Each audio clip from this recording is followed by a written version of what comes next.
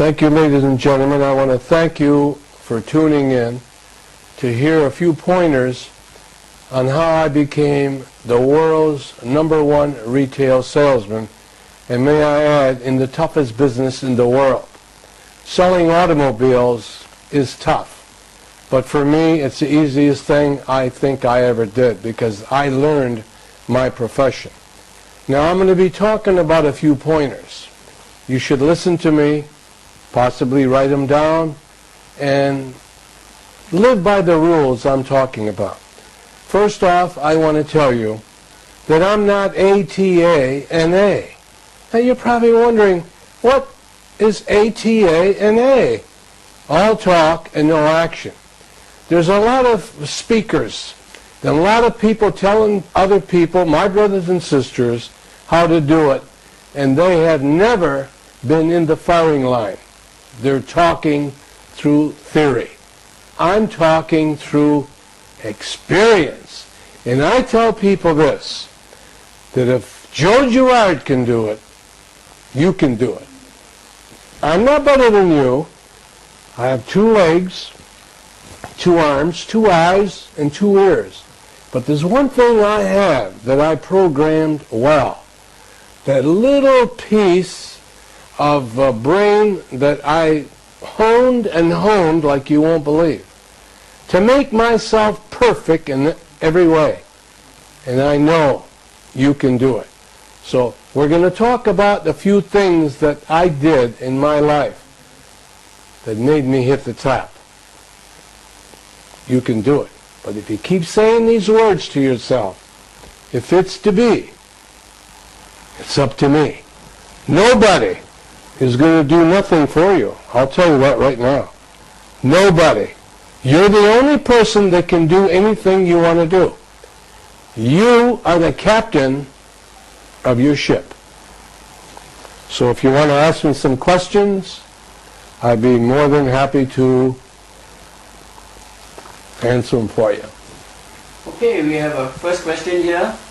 And the first question is, were you ever a born salesman? No, I wasn't. Salespeople rather, are not born. They are made.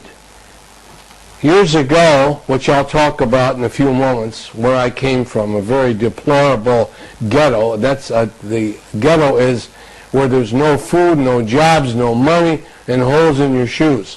As Frank Sinatra would say in one of his songs, I did it my way. I stuttered as a kid because of a lot of things that my dad would say to me. He took away my confidence, and I stuttered until the age 35. I went to see a psychologist. Now I'm the type of a person, if something is wrong, I don't wait until it gets worse. I handle it yesterday. I'm organized, and we're going to talk about that in a minute.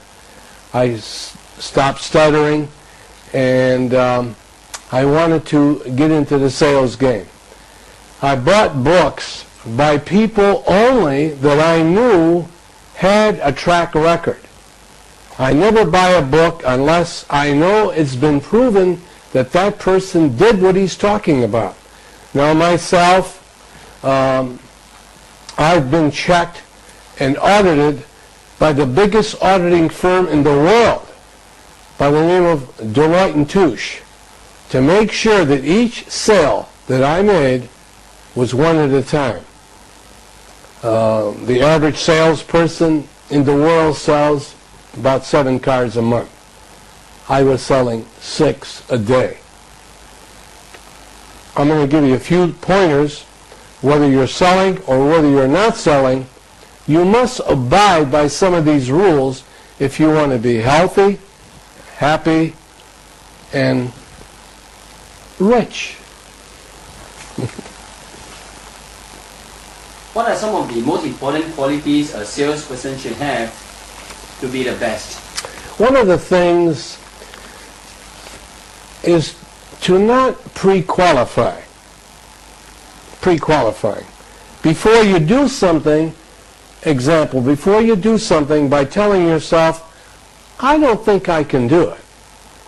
Well, actually what you're doing, you're selling yourself to lose. Example, played golf with 3 other guys about a month ago, and I'm a people watcher. I learn from smart people, dumb people, and not so smart people. He's about to make a putt shot, and he's pre-qualifying. Example, he says, oh my God, the wind is blowing, it's a bad roll, it's a tough shot. Well, he hits the ball, and the ball goes the other way. Eh? He almost told the ball, don't go in that hole because you're not going to go in there. Or pre-qualifying. I don't think she'll give me a date. I don't think she'll give me a date. You see my face? Now, if you ask her for a date, who wants to go out with anybody that's got a face like that? She's not going to give me a date. Or a baseball player, or a football player. I don't think we're going to win today. So what you're doing, you're taking away from yourself the positive thoughts that you better have in order to succeed. You must have the power of positive thinking instead of the power of stinking thinking. You know, stinking?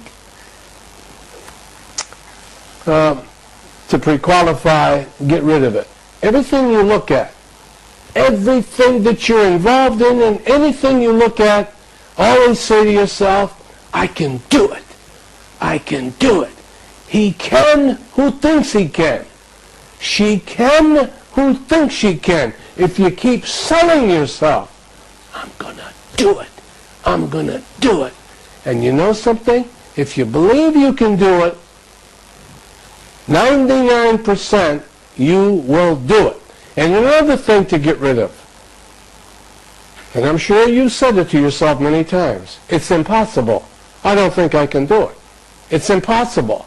Well, if you keep saying that, you're pre-qualifying. All you got to do is take the I am out, and what's it say? Possible. So try anything without saying it's impossible, and you will surprise yourself on how many things you could do that you thought you couldn't do. He can who thinks he can. And say to yourself many times, like I do throughout the day, if it's to be, it's up to me. Thank you. Next question. What is the best way to cultivate good sales techniques before dealing with your customers? One of the things, if you want to succeed, whether it's in sales or whatever you're involved in, is to be disciplined. And I mean really disciplined. Not wasting time. Because once you have went through a certain amount of time, you can't spend it anymore. You must be so disciplined and have a plan before you leave the house the next day. I have a plan. I work on my plan tonight for tomorrow. Be disciplined. The next thing is to focus. Focus on anything that you want to be involved in. Focus it so bad that you will accomplish it. Example, you want to climb a mountain? Focus at the top. And put a set of blinders on, imaginary blinders, like they put on a racehorse. You know, racehorses have blinders on. And they don't put the blinders on the racehorse to keep the sun out of his eyes. They put the blinders on the horse so the horse has no distractions from the left or to the right. You look straight ahead and you will win if you listen to me. No distractions. Focus. And if you can focus yourself, you just won't believe it. Thank you. As a speaker now, you have probably inspired many people. Tell me, what is the best way to motivate or inspire others? To stay away from negative people. You know, the old saying is, if you hang around a garbage can long enough, you will stink. They will pull you down to their level. And even if it's family, I have one person in my family that she is so negative, I stay away from her. I hang around with positive people who can feed Joe Girard, and this is what you should do. Positive thoughts throughout the day. Not reading the paper too much and reading about all the garbage, the killings and the wars and all that is not going to help you. Okay? Positive thoughts make you healthy and happy and successful too. Tell me, how have your friends and your family played a part in your success? Well, you know, many years ago, as I grew up in the ghettos of Detroit, Michigan, I had a father. I don't know why he didn't like me. He used to beat me and hit me and tell me that I was no good and that I was a no good bum. And hadn't I had a beautiful mother at the time who would sell me and tell me, don't listen to him. Show him that you can be good. One day she took me to a window and she says, you know, Joey, out there's something for everybody. Go out and find it and show him that he's wrong. We understand that you come from a very poor environment. What is the one factor that made you want to succeed and break the poverty surroundings? Is to prove to my father that he was wrong. To show him that I'm going to be the best of anything. I was a builder of homes. I used to build homes. I built homes for 13 years and doing quite well. And not once did my father ever say, I'm proud of you. Never said it to me. In 1963, at age 35, I lost a $3 million building business. And when I did, he says, I told you you're nothing but a bum. I lost my home. I lost everything. I got a job selling cars just to bring home a bag of groceries for my wife and 2 kids. And because I start putting good thoughts into my head, 3 years later, at age 38, in 1966, they named me the #1 salesman in the world because I believed. Because I believed. From anything negative, there's something positive. My father was negative, and I turned it around. And I says, I'm going to show him. You see? If somebody says you can't do it, they're handing you a challenge. They're telling you, I have faith in you. When somebody says you can't do it, turn it around and say, I'm going to show them that they have faith in me and I'm going to do it. Like I said, anything negative, there's something positive. Tell us what are the Joe Girard's 4 rules? When you sleep and somebody rings the telephone, say 3 o'clock in the morning, what do you tell them? This is a heck of a time to call me. I'm sleeping. Call me tomorrow. You don't want to be bothered, do you? All right. How about when you're eating and somebody calls you on the phone and your wife answers the phone? What do you say? Tell them I'll call them later. You don't want to be bothered, do you? How about when you're vacation and you're playing and you want to have fun and somebody wants you to do some work other than your vacation? What do you tell them? Don't bother me while I'm on vacation. Well, now we get down to work. Did you know that people are constantly forgetting that the first 3 things, they don't want to be bothered, and this is what you should tell anybody else who might say to you, hey, let's go play a round of golf, when you should be working. Now, I have a rule. When I'm working, where I work, there was 42 salesmen on the showroom floor. The rule was this.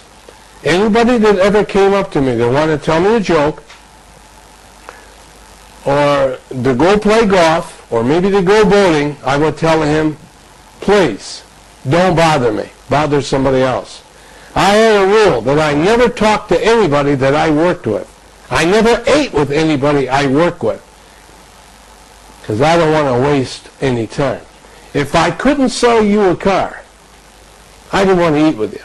I don't want to come to your house, and I don't want you to come to mine. I'm very organized, I'm very focused, and this is what you should do. Now they all used to say, Joe Gerard's too big time to eat with us. And I tell them, hey, we shouldn't eat with one another. We can't do nothing but waste time. So who did I eat with? I ate with people who can help Joe Gerard's cause. The banker, the guy who okays the credit for the car. Maybe the customer's credit isn't that good. But eating with a banker, he says, go ahead, Joe, you can have it. I ate with the mechanics where I work in the service department. People who can help my customer in service. And this is where I was very good. I used to take the mechanics out once a month and wine them and dine them in a good Italian restaurant. These guys love me so much they'd kill for me. I used to eat with some of my best customers, people who can send customers to me. But to waste time when I'm working is a big no-no. I think we have time for one last question, and this is a very interesting question. What is the one thing, or what are the things that you are most proud of? One of the things that I'm very proud of is the Guinness Book of World Records. I'm the only salesman that's ever been in the Guinness Book of World Records, and I'm very proud of it for one reason. I didn't have to eat 10,000 bananas to get in here. I got in here because I worked. But I put a word in back of work to make it work. And it's called smart work. So there you got it. You can be what you want to be if you want it. If you want it bad enough. And you know something? I'm rooting for you because I love you. Thank you very much. Thank you.